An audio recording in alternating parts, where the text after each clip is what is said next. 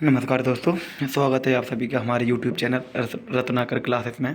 तो आज हम पढ़ेंगे एकक कोष्ठ का, कोई सी भी हो, एससीसी बीसीसी, उसमें कितने कण होते हैं। तो इससे बोर्ड एग्जाम में क्वेश्चन आ जाता है। तो आइए देखते हैं। सबसे पहले इसको जानने के लिए हमें 2-3 पॉइंट याद रखने होंगे। तो कौन से पॉइंट पता करने हैं? देखिए, लिखा है प्रत्येक एकक सेल में परमाणुओं की संख्या कैसे ज्ञात करेंगे। प्रत्येक एकक कोष्ठका में कोने पर स्थित गोले का जो योगदान होता है 1/8। जैसा कि आपको पता है, जो एकक कोष्ठका होती है वो इस तरीके से बनी होती है। और कोने कितने होते हैं? टोटल 8 कोने होते हैं इस तरीके से, 1 2 3 4 5 6 7 और ये 1 8। इस तरीके से 8 कोने होते थे। 8 कोनों पर जो होते हैं सभी पर कण उपस्थित होते हैं और बीच में भी, लेकिन कंडीशन रहती है किस में बीच में होंगे और किस में नहीं। तो ये बात कर रहा है। तो प्रत्येक एकक कोष्ठका में कोने पर स्थित अगर कण जो है कोने पर स्थित हैं तो 1/8 भाग उसमें सम्मिलित होगा एकक कोष्ठका में। दूसरा है, एकक कोष्ठका के फलक के केंद्र में स्थित गोले का योगदान होता है 1/2। ये बात ध्यान रखना है। इसके बाद क्या है, प्रत्येक काय केंद्रित यानी कि जो अंतः केंद्रित या काय केंद्रित गोला होता है उसका एकक कोष्ठका में संपूर्ण योगदान होता है। तो आइए इसको थोड़ा चित्र के माध्यम से समझ लेते हैं। देखते हैं कि किस तरीके से यहाँ पर हमें चित्र में समझेंगे तब ज़्यादा समझ में आएगा। तो आइए देखते हैं। तो देखेंगे आप, यहाँ पर चित्र दिखाई दे रहा है। चित्र में ये जो इस तरीके के जो कण दिखाई दे रहे हैं, ये जो कोने हैं, तो इस तरीके से जब पूरा क्रिस्टल जालक जुड़ता है और कई सारी एकक कोष्ठका होती हैं तो ये जो कोने वाला जो एक गोला होता है वो केवल और केवल 1/8 भाग एकक कोष्ठका में योगदान देता है। इसी तरीके से आप ये वाला गोला देख पा रहे होंगे, ये वाला देखें या ये वाला देखें, तो ये जो केंद्र पर होता है वो किसके केंद्र पर? फलक के केंद्र पर। तो आधा गोला एकक कोष्ठका में भाग लेता है, टोटल आधा गोला। ठीक है ना। अब एक पॉइंट और रह जाता है, उसको हम देख लेते हैं, ये वाला। तो ये वाला आप देख पा रहे होंगे। यहाँ पर देखिए, ये पूरा एक गोला बना हुआ है, ये वाला। और ये क्या, कोने वाले कोने से क्या है दिखाई नहीं दे रहा है, जबकि ये पूरा एक गोला बना हुआ है। तो अगर कोष्ठका के केंद्र पर है यानी कि काय केंद्रित या अंतः केंद्रित होता है तो उसमें पूरा योगदान देता है किसके? एकक कोष्ठका के योगदान में। ओके। तो आइए अब हम देखेंगे कि एससीसी में कणों की संख्या कितनी होती है, गोलों की, और बीसीसी में और एफसीसी में, क्योंकि यही सिलेबस में है। तो आइए देखते हैं। तो यहाँ पर अभी हमने आपको बता दिया चित्र के माध्यम से भी और वैसे भी बता दिया था कि एकक कोष्ठका में जो कोनों पर कण होते हैं वो 1/8 भाग देते हैं, और जो कण फलक के केंद्र पर होते हैं, फलक के केंद्र पर, वो 1/2 भाग योगदान देते हैं। और काय केंद्रित गोला जो होता है वो संपूर्ण योगदान यानी कि पूरा एक गोला योगदान देता है। तो आइए देखते हैं। सरल या आधघनीय एकक कोष्ठका, इसको कल बताया था लास्ट लेक्चर में, अगर नहीं देखा है तो आप इसको देख लेना। एकक कोष्ठका का है तो उसमें परिभाषा में आपने देखेंगे तो जो कोने होते हैं केवल कहाँ उपस्थित होते हैं? केवल कोनों पर।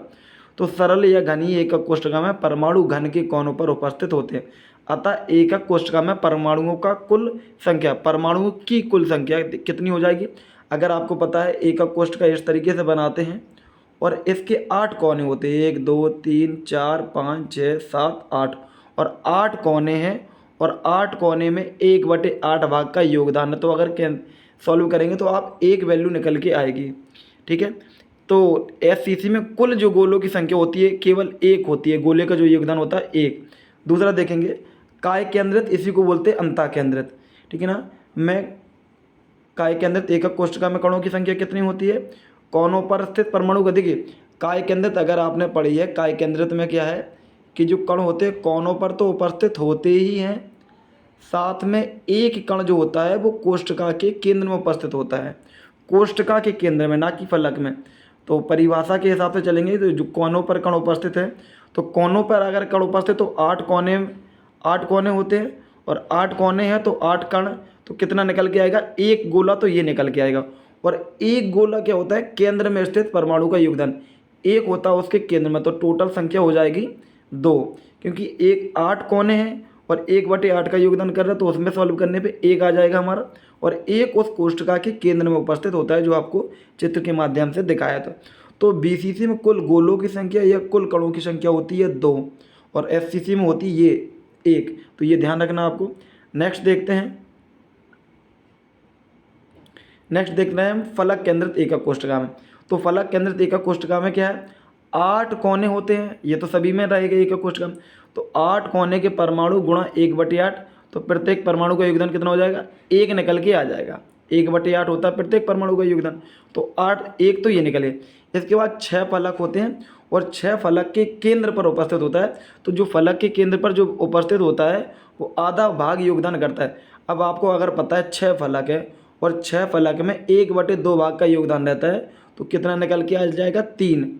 तो 3 तो हो गए फलक पर और 1 हो जाएगा कोनों पर टोटल। तो कितनी हो जाएगी संख्या, 4 हो जाएगी। ये 3 और 1 और ये 3, तो कितनी हो जाएगी, टोटल संख्या 4 हो जाएगी। बस आपको ये कोड याद रखना है कि SCC और BCC और FCC में कणों की संख्या कितनी होती है या गोलों की संख्या। तो 124 कोड याद रखना। SCC में 1 होती है, BCC में 2, FCC में 4। ठीक है ना। SCC BCC में कुल परमाणु या गोलों या कणों की संख्या कितनी होती है, 124, यानी कि 1 2 4। ठीक है ना। अब एक छोटा सा एक क्वेश्चन कर लेते हैं, ये बोर्ड एग्जाम में आया हुआ क्वेश्चन है, तो आइए देखते हैं। क्वेश्चन लिखा हुआ है, एक घनीय संरचना वाला यौगिक A तथा B तत्वों से बना है।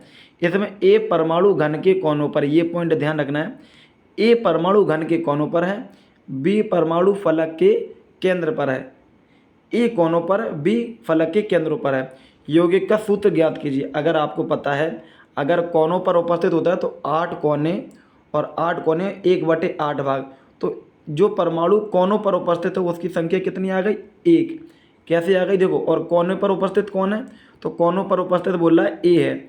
A कोनों पर उपस्थित है घन के, और कोने कितने होते हैं, 8, और 8 कोने हैं, 1/8 का योगदान, तो इसकी संख्या कितनी आ जाएगी, 1 निकल के आ जाएगी। नेक्स्ट है A परमाणु घन के कोनों पर, तो A की संख्या आ गई 1। B परमाणु घन के फलकों पर है, तो B परमाणु की संख्या हो जाएगी 3, क्योंकि 6 फलक होते हैं और 1/2 कण का योगदान रहता है, तो कितनी हो जाएगी संख्या, 3। तो B की संख्या हो गई 3। अब टोटल संख्या नहीं पूछ रहा है, वो पूछ रहा है फॉर्मूला। तो A की संख्या 1 आ गई और B की संख्या 3, तो फॉर्मूला बनेगा AB3। तो ये आपको इस तरीके से समझना। ओके, नेक्स्ट टॉपिक के बारे में हम अगली टॉपिक वीडियो में चर्चा करेंगे। यहाँ तक वीडियो देखने के लिए धन्यवाद।